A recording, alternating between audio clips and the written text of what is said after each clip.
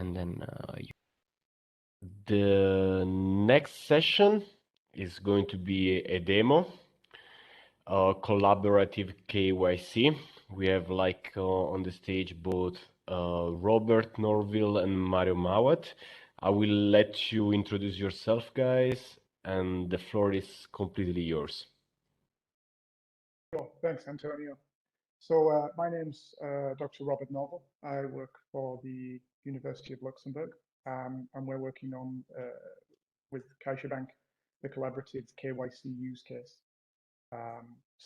We have a few slides and then a demo that we'll go through, but I'll give the floor to Mario to introduce himself.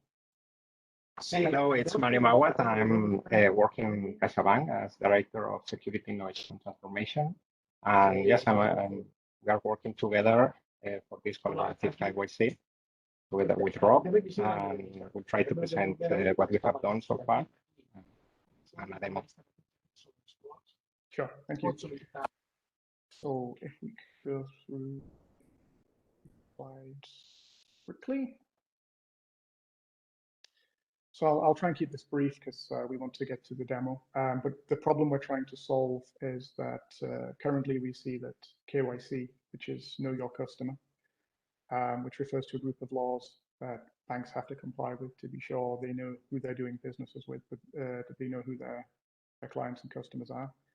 This is very fragmented at the moment, so it's repeated. It's often manual. We see that the client has to take their documents often physically to every bank they do business with. So here we have increased security risks because one, we're dealing with non-standard paperwork in a lot of cases, and two, because it opens up the possibility that banks would have out-of-date information about their customer. So that's roughly the problem we're trying to solve. Mario, I don't know if there's anything you'd like to add from CaixaBank's point of view. Yeah, that this is a process that is impacting a lot to the business because finally the convenience of the final users is affected.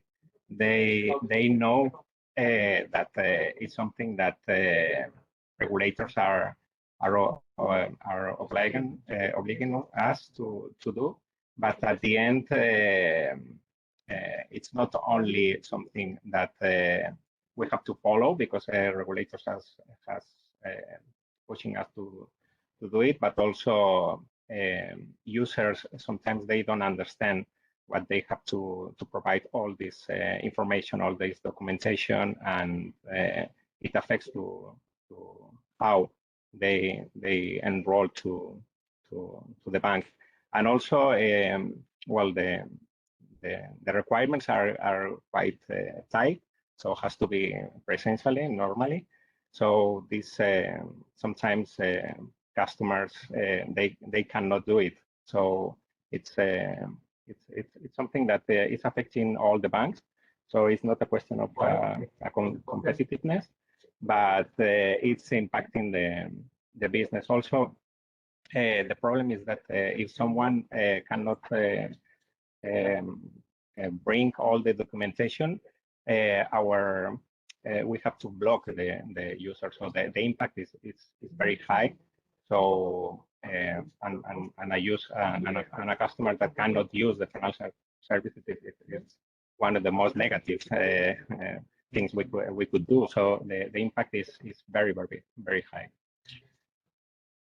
Sure, thank you very much. So Mario mentioned a few really important pain points there that we look to solve.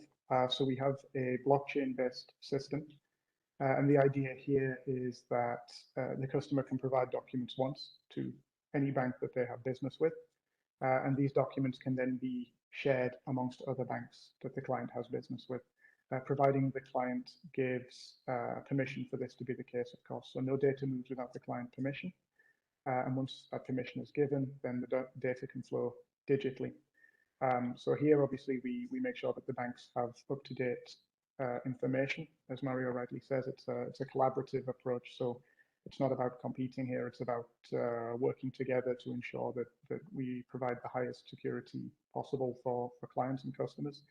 And also reduce, I would say, false positives there. So obviously, we don't want anyone to have anything like frozen accounts or not being able to access their their funds if there's an error. So we help reduce the errors in this case as well by making sure that digital, verified, up-to-date information is always where it needs to be.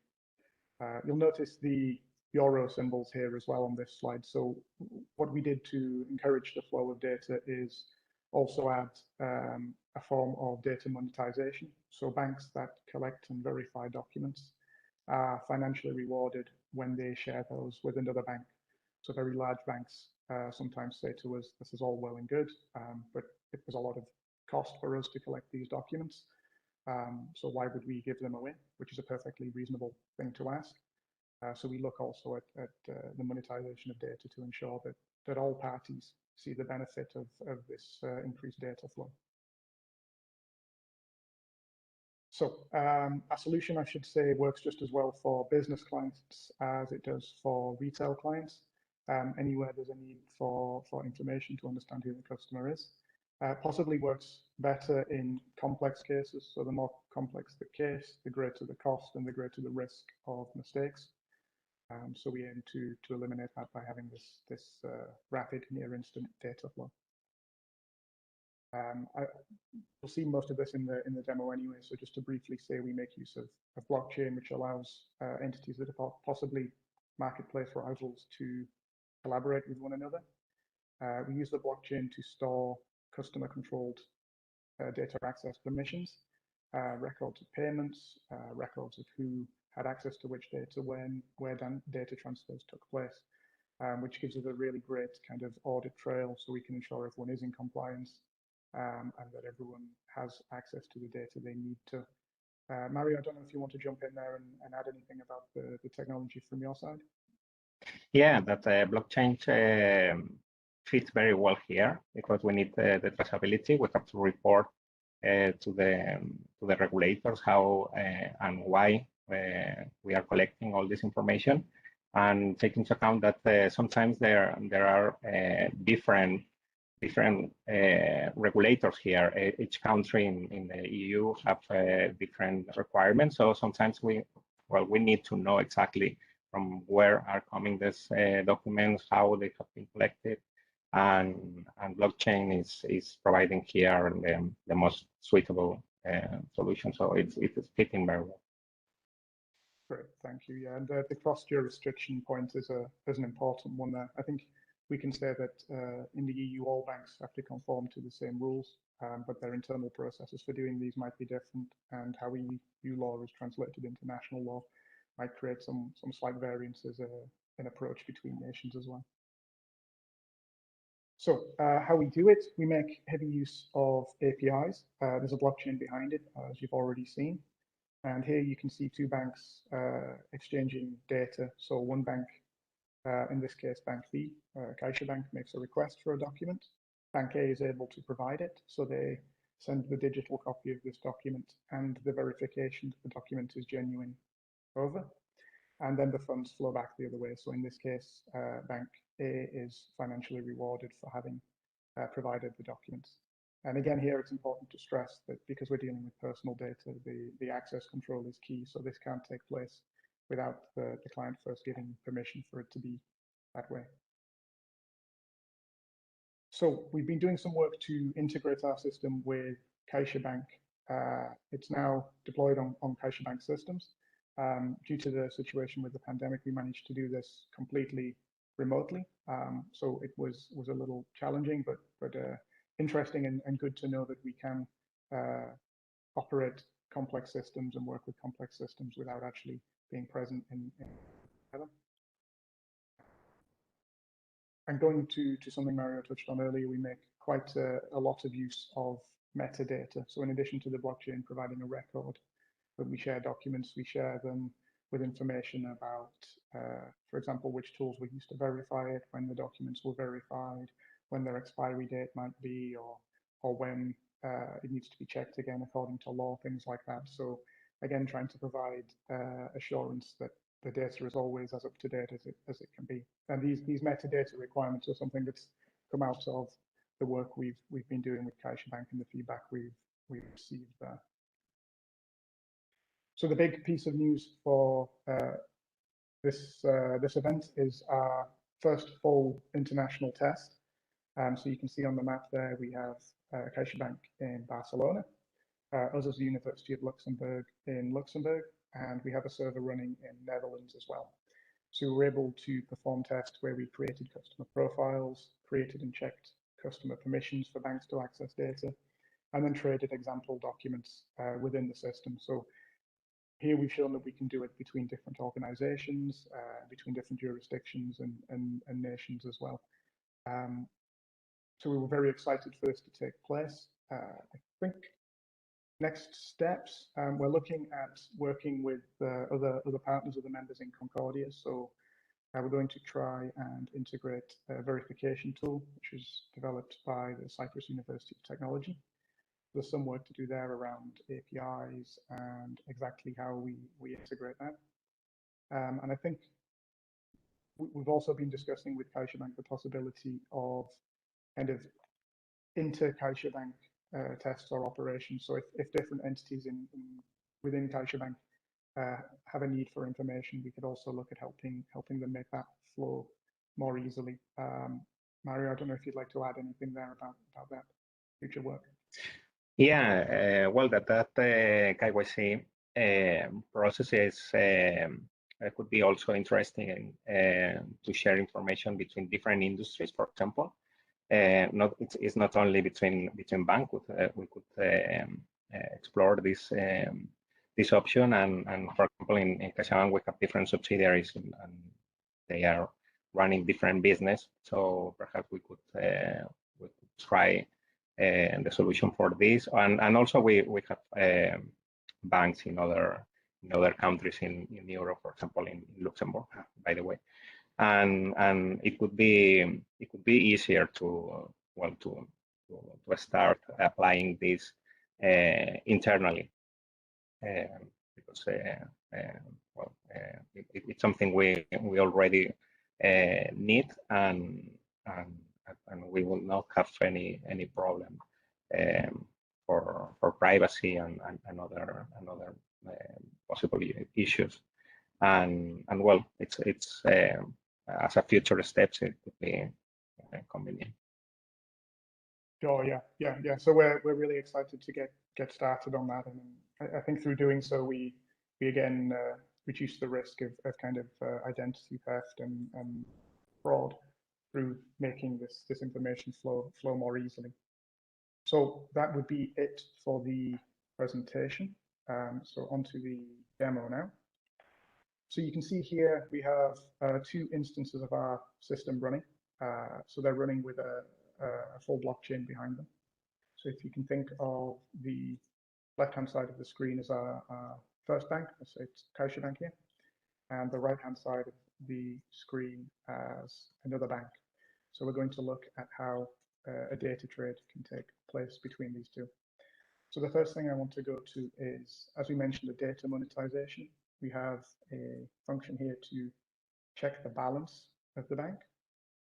You can see here that this bank currently has 138.50 as its financial balance within the system, and our second bank has 61.50. So you should see those change as we go along as documents are exchanged. So what I'm going to do first is add a client to the system on our first bank here. So I've already filled out the details, the ID that we'll use to refer to the client, type of document, the complexity of the document. You can think of this as a tool that was used to verify it, name, and the number on the document. So to my documents here, see we have an example of a Luxembourgish ID card that we're going to use. That, and then execute, we will upload this document. So here we get the response, successful. We get some of the IDs that have been created on chain for the client. We don't need to worry too much about that, but the important thing to note here is, you see in my terminal, this is the blockchain transaction. So when we're making these additions of clients and permissions, that are happening live on the blockchain behind the scenes there. So let's say our client that we've just added wants to join our second bank over here. in that case, the first bank, the bank she's already a customer with, will generate what we call an onboarding pass, which you can think of as a one-time password that you can use to give permission to the second bank to access her documents. So the first bank will generate the pass. So this is unique and single use, so it can only be used once. And then we will, second bank here, check it, so we can check that it exists. You see here that the response is 200, so everything's okay. This pass does in fact exist. It hasn't been redeemed, meaning that it's not been used yet, so it's valid.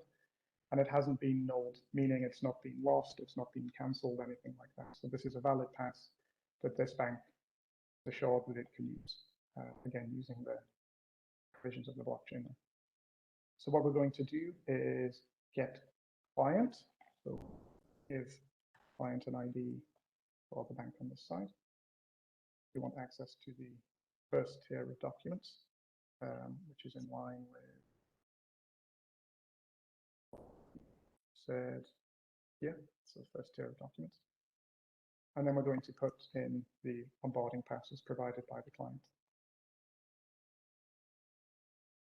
Just finish executing. You see there we have success. The client was added successfully, and that results in another blockchain transaction here. So we now have the client on recorded as a customer of both banks. So now the permission's been granted, we can move on to getting access to any available files.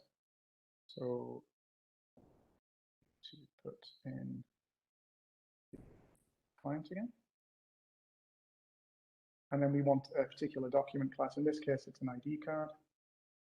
Put in D. Execute. So, okay, so we have the response here, 200, so everything worked.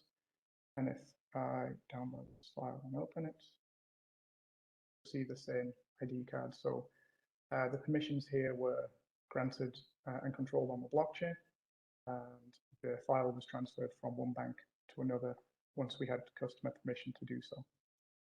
Now, if we go back down to our check balance functions at the bottom here, again, you'll see that the numbers have changed. So the bank that provided the document has a greater balance, and the bank that utilized it had now has a lesser balance. So this is the incentivization for banks collecting data to share it with their peers in the network. There's a few other things we can do with the system here. So we can add documents with different tiers, so documents with different complexities. And we can check those as well. For example, yeah, here we add a new file. The process is the same. So we would put the client ID, document class, and the tool that was used to verify. And when we do that, we can transfer the files exactly the same way between the two.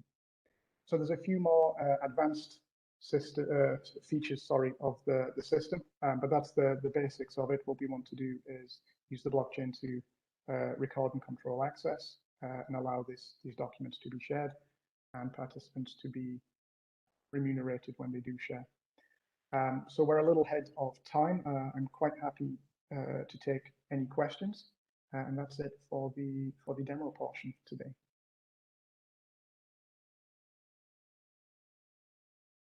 Okay, thank you very much, Robert. Let's see if there is any question from the audience. So I remind everybody that you can write your question on the live chat on the right of your screen, or there is also like a question and answer section that you can use. So let's see if there is any question.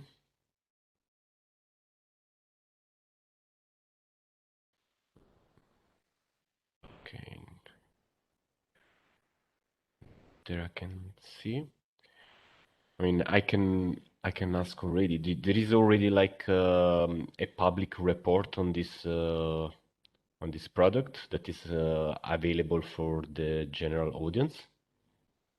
So If you mean by report kind of article, then yes, we're putting one out through SnT channels now. Okay. As soon as that's finished and available, I'll happily share it with you and the rest of the Concordia community. Perfect. And so all the audience can find it also like on our Concordia website. Sure, yeah. Perfect. Okay.